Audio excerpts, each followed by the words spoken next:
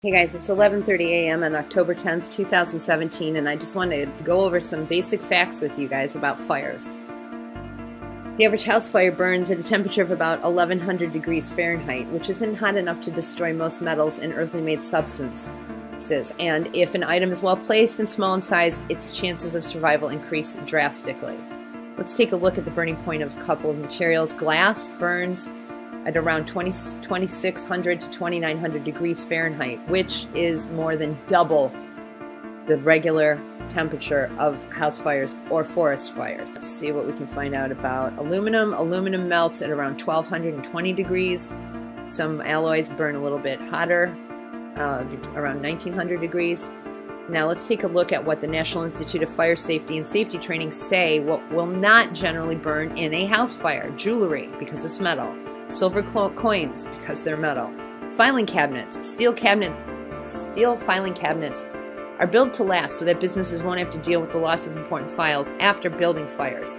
Many people keep personal documents in filing cabinets, which are often kept in home offices. And it says here that silver burns around 1800 degrees Fahrenheit. Let's go down to barbecue grills, cookware, some appliances, stone table, fire safes. Let's see, it says here about tools. Because the melting point of carbon steel is between 2600 and 28 degrees Fahrenheit. And the melting point of stainless steel is roughly 2700 degrees.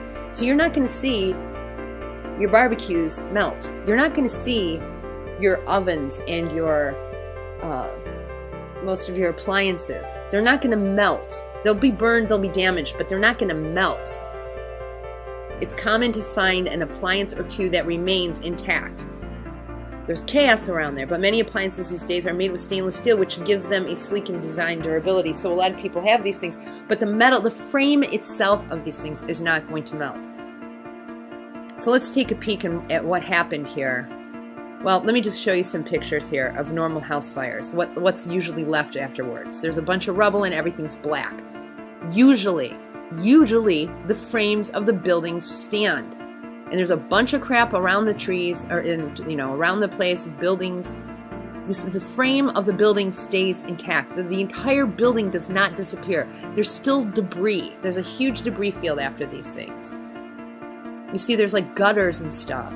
And the wood, even though it does burn, it doesn't totally burn. Now this is white stuff from what they put the fire out with, but generally you see that all of these houses, every one of them is black. Now this car was right next to a fire, and it still has glass. Its wheels are still intact. This thing actually burned, but it didn't melt the tires.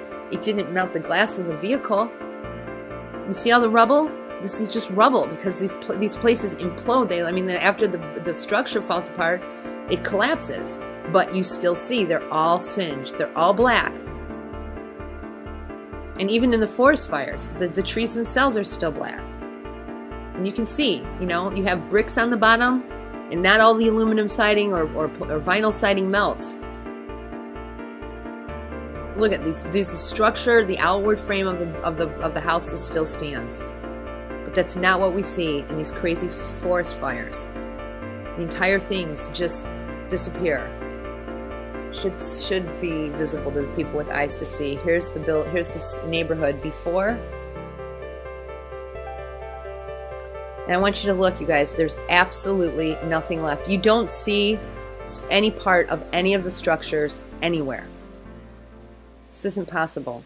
There's something else going on here.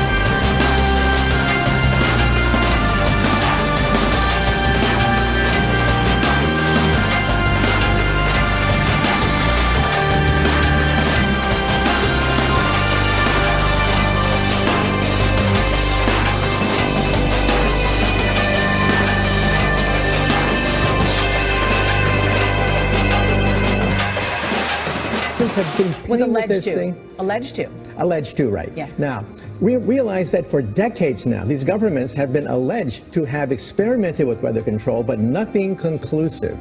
This time we're digging into the laws of physics rather than simply waving our hands and uttering mumbo jumbo. We're actually using trillion-watt lasers now. Laser at a power of 1 watt. And if you don't want to use your energy to strike your match, you can just hold it in the beam of light. A 1 watt laser can light a match. Imagine then the power of a 500 trillion watt laser. That's exactly what they've built here at the National Ignition Facility in California, where engineers have just finished constructing the laser to end all lasers. And now we're learning that scientists and researchers are looking at how to change the weather on purpose. That's right, lasers now. This was from the military news. It's about aircraft laser-borne weaponry, a Boeing YAL-1. And look for the blue flashes, folks. That's what we saw in the skies.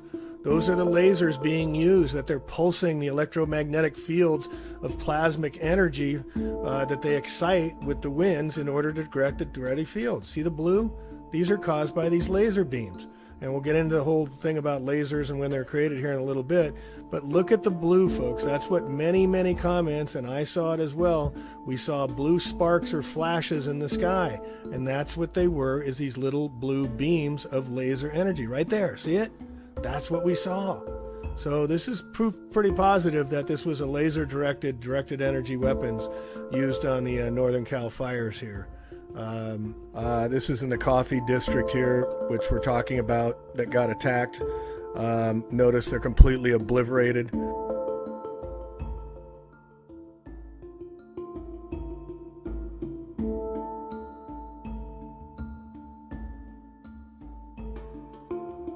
All right, so this is Santa Rosa in the area. This is pictures similar to the ones I took the other day in the coffee district area. Again, you can see the ridge fires coming up. Take a look at this, folks. See the stone block wall? It's all gone, folks. The heat had to be enough to melt the wall. Columns were melted. Wrought iron steel melted. No glass. 2,600 degrees to melt glass. No glass. How about metal tires? We saw the rims, and there's no rubber at all on any of the tires. The rubbers were completely gone. Well, here it says in sciencing, if you put a rubber tire in a furnace, even a hot one, it won't melt. The tires are vulcanized, which means they're through a process that combines the rubber molecules with carbon and other elements to prevent them from oxidizing or burning. It's why hot rodders can burn rubber without setting anything on fire. And the fires are said to merge. They're bringing people down, firemen from Idaho, Washington, Oregon. They're planning it to merge and continue on. This is a picture from down the road. There's a Hilton Hotel, or what was the Hilton Hotel, and the Fountain Grove Inn right below it, which was. But look at the steel. Look at the steel melted and twisted, folks. That means the temperatures was above 2,500 degrees Fahrenheit. It wasn't a firestorm because it happened right away. This was a USA something wildfire. So this is a new trend we're seeing, where the entire building just disappears. There's absolutely nothing left, and that's what we're seeing again here. And this is becoming a growing trend, guys. There's no explanation for it. I want to show you a couple of things here that should really be visible to the people with eyes to see. Here's this neighborhood before. And I want you to look, you guys. There's absolutely nothing left. You don't see any part of any of the structures anywhere. This isn't possible. There's something else going on here. Something else going on here. The entire building. Everything's gone but the trees. One washing machine. But where are the granite countertops? Where are the glass doors? Where's any of the metal framing? Where's the bricks? Where's any of the stuff that held these houses together? And why isn't there any rubble? But the tree is still standing, and the grasses are still here. But the cars that were left have no glass. They're all smashed to pieces.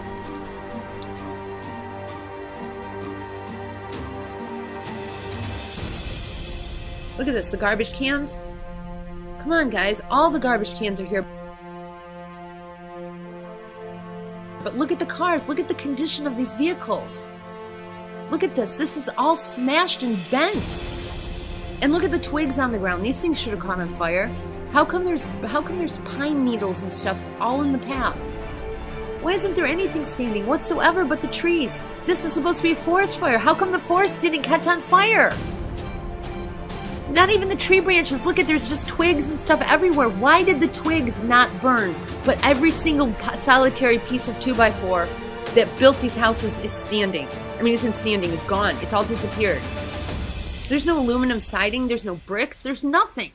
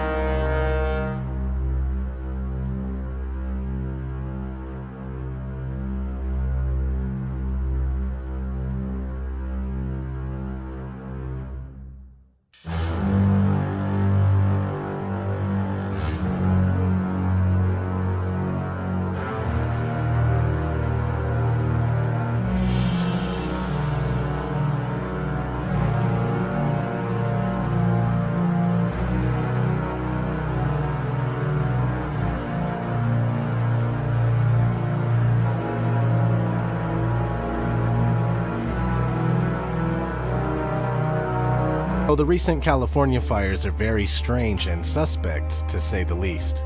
We have specific areas being burned, like energy was being directed at certain things. In drone footage of the aftermath, we see houses completely obliterated and turned to ash while the surrounding landscapes and trees are totally fine. Here is a clip courtesy of Serbian Conspiracy. I'll put a link in the description. You'll notice here that stores and restaurants are wiped out while other things are still in perfect shape. Other buildings are fine, trees are untouched, but specific structures are just devastated. You gotta ask yourself, what's up with that? How did the fires get to these certain buildings but the surrounding areas, including the parking lot, look normal? Is this the result of direct energy weapons? Ranged weapons that inflict damage on a target by emitting highly focused energy? The answer is most likely yes, but most people believe that these kind of weapons are just science fiction, due to movies like Austin Powers, for instance. Ladies and gentlemen, we're about to begin phase 2 of our evil project. Or is it phase 3? I don't know phases. Anyways, this is the phase in which we put a giant laser on the moon. As you know, the moon rotates around the Earth like so. When the moon reaches its appropriate lunar alignment, it will destroy Washington, D.C. Anyways, the key to this plan is the giant laser. But in reality, these direct energy weapons are admitted to be real and are documented.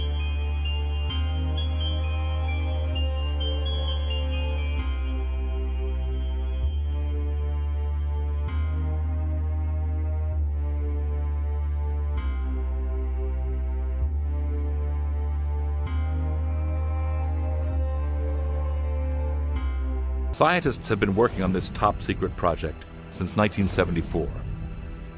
This laser is capable of unleashing the power of the sun. Enough energy to light up every home in the U.S. or wipe out mankind.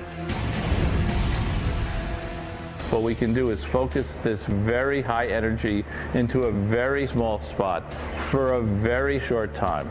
And when that happens, we get the conditions that are very much like inside our sun. So you hear that? Now let's watch a clip from YouTube channel In Truth by Grace. Link will be in the description, of course.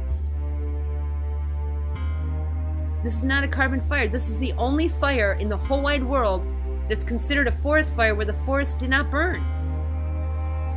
The forest didn't burn here. All the glass melted.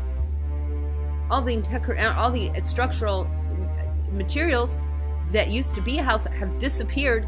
They have disappeared. You have a couple of bent poles here, a couple of poles that are bent, but you have absolutely no materials. The houses have not fallen. The houses have disappeared. The materials of these contents of these houses are gone. Let's listen to what they have to say here. She's going to talk a little bit about it. Well, first, let's go here. I want to show you where these fires are. Because if you're like me, you didn't know that there were 14 separate fires. How did 14 separate fires start over such a wide area? You guys, this isn't normal. This is not how it works. These homes didn't fall. These homes didn't burn. These homes disappeared. There's nothing left. There's not even a toilet bowl or a bathtub.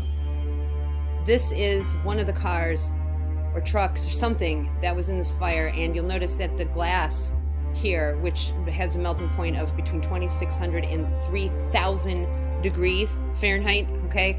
We're talking forge, foundry, furnace temperatures to melt this glass. Glass does not melt on its own, guys. Open air fires do not create this kind of complete combustion of the materials, all right? How did they create a laser with such devastating force? By assembling an array of 192 lasers and aiming them at a single hydrogen pellet the size of a BB. These 192 lasers are linked together by a twisting jungle of tubes that snake through this mammoth 10-story structure, which is the length of 3 football fields. The plan is to fire all 192 laser beams at once. Each beam starts out low-powered, about the size of what's inside your DVD player. But as they pass through the complex maze of tubes, they merge into one super beam. This super beam fires 500 terawatts of power in 2 billionths of a second, roughly 500 times the entire peak power output of the United States. When that light strikes the hydrogen pellet, it cooks it to over 800 million degrees. The fact is, we are dealing with microwave weapon technology. How else would this tree catch on fire from the inside? A haunting but mesmerizing scene from the wildfires in Sonoma County. A man came across this tree burning from the inside out. Matthew McDermott was driving around looking for escape routes as multiple fires closed in on the area he was in. The tree appears to be hollowed out by embers and flames. Right? You could look this up. This is all over the news. Tree on fire from the inside. The only time that happens is when trees are struck by lightning, which in itself is a direct energy, right? This whole thing is all messed up. Hurricane after hurricane, which are also able to be created and controlled by man. And now this? And right on cue, we have the Geostorm movie coming out, which has some truth in it. We can control our weather.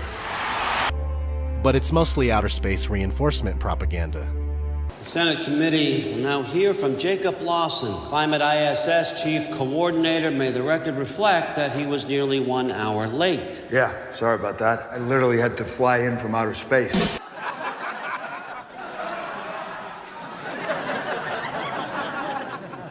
Are all these things a distraction from the Vegas incident?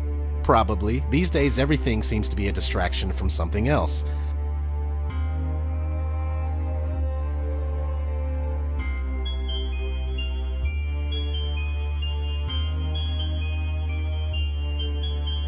Anyway, I'll put some links for other channels that do a great job at covering these things.